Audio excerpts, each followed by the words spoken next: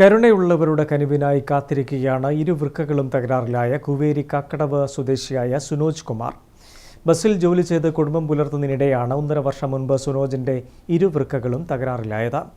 വൃക്ക മാറ്റിവയ്ക്കൽ ശസ്ത്രക്രിയയ്ക്കായി 15 ലക്ഷത്തിലധികം രൂപയാണ് വേണ്ടത്. കുവേരി കാക്കടവിലെ 51-കാരനായ സുനോജ് കുമാർ സ്വകാര്യ ബസ്സിലെ കണ്ടക്ടറായിരുന്നു. അതിനിടയിൽ വൃക്കരോഗം ബാധിച്ചു. പരിശോധനയിൽ ഇരുവൃക്കകളും തകരാറിലാണെന്ന് കണ്ടെത്തി. കഴിഞ്ഞ 1.5 വർഷമായി ഡയാലിസിസ് ചെയ്താണ് ജീവൻ നിലനിർത്തുന്നത്. രോഗബാധിതനായതോടെ ജോലിക്ക് പോകാൻ പറ്റാതെയായി. ഭാര്യ ജോലിക്ക് പോയി ലഭിക്കുന്ന തുച്ഛമായ തുക കൊണ്ടാണ് കുടുംബം മുന്നോട്ടു പോകുന്നത്. സുനോജിന് പഴയ ജീവിതത്തിലേക്ക് മടങ്ങി വരണമെങ്കിൽ വൃക്ക മാറ്റിവെക്കുകയല്ലാതെ മറ്റു വഴികളില്ല. ഭാര്യ ഷൈനി വൃക്ക നൽകാൻ തയ്യാറാണ്. ശസ്ത്രക്രിയക്കായി 15 ലക്ഷത്തിലധികം രൂപ കണ്ടെത്തണം. നിർധനരായ കുടുംബത്തിന് ഇത് താങ്ങാവുന്നതിലും അപ്പുറമാണ്. പറക്കമുറ്റാത്ത 2 മക്കളുമുണ്ട്. കിഡ്നി സംബന്ധമായ രോഗത്തിലാണ്. അപ്പോൾ 2 വർഷമായി ഡയാലിസിസ് ചെയ്യുന്നു. അമ്മ സാധാരണ പണിയെടുക്കുന്നതാണ്. എല്ലാവരും സഹായിക്കും.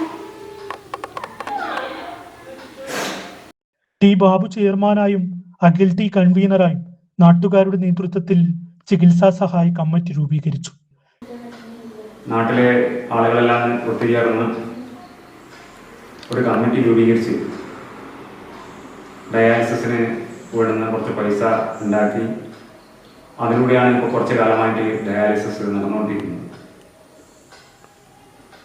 ഇപ്പോൾ ഡോക്ടർ പറഞ്ഞത് ഡയാലിസിസ് തുടർന്ന് കൊണ്ടേയിരിക്കണം എന്നുള്ളതാണ്. അപ്പോൾ തീർച്ചയായും